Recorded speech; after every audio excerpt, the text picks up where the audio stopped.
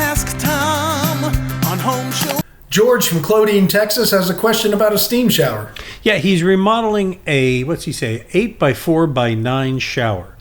So it's a pretty good sized shower, right? Yeah, George writes, good one. Currently, the shower has these 4 square fixed double pane windows on the outside wall, and I'm considering tiling over the bottom one for design reasons and to mitigate a potential leakage. The wall will have waterproofing, the backing, and the large slab protection for tiles. What kind of insulation, if any, should I be putting in the resulting air pocket that's going to be created? And do you see any problems with this project that I haven't foreseen? I don't know about, I've done steam showers for people, so I'll just run through some of the things I want them to watch out for. Then I'll address the insulation, which is really a very quick answer. As far as that goes, when you do a steam shower, it's sealed from floor to ceiling all the way around.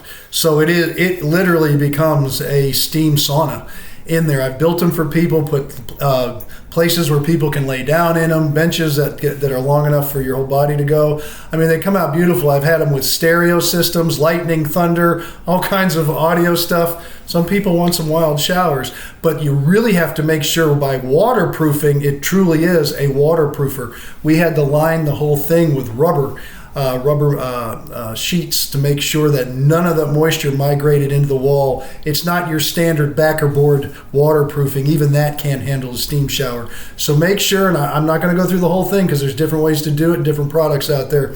You have a steam shower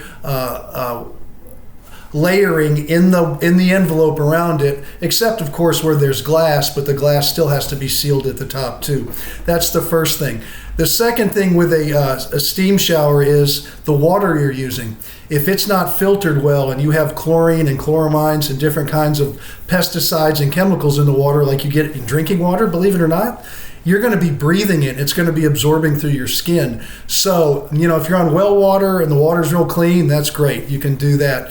But if not, you got to make sure you have the right filter on there, or you can literally poison yourself and hurt yourself with a steam shower because you're breathing the gases from the chemicals that are created by going from a liquid to a steam. So be very careful with that. That's a big concern of mine, that you don't hurt yourself. As far as the insulation goes, as long as it's waterproofed and everything, just use some unfaced fiberglass, R13 in those cavities. Just go ahead and put it in. If you need a little thicker because it's a thicker cavity, you can use an R19. Just put it in there nice and neat and then go ahead and close it all up. I'm not concerned about 2 little windows with insulation. I'm concerned about you and the waterproofing details in the shower itself.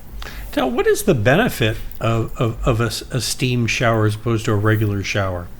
Well, if you go to the gym and you go sit in a steam room, I don't like steam rooms. I like dry saunas myself. But a lot of people enjoy just sitting in a steam sauna, and that's what it is. Now, the shower part is you can actually shower in it too. So you can get wet as opposed to just sitting in the steam. But most of the time, people run the water and they sit there as if it's a steam sauna. The benefits are people like it. I don't find the health benefits as good as a dry sauna where you get to sweat and all that poison comes out of you. But this case and the one we built, I remember them most specifically, they suffered from terrible migraines and really bad body aches and stuff, and it was a great relief to the person to get rid of that without taking a lot of medication.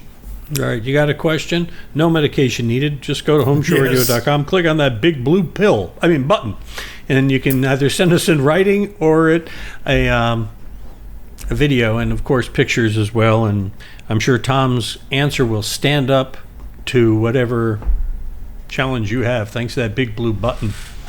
And of course, we post those videos every day on our Facebook page, our YouTube channel, of course, at HomeShowRadio.com.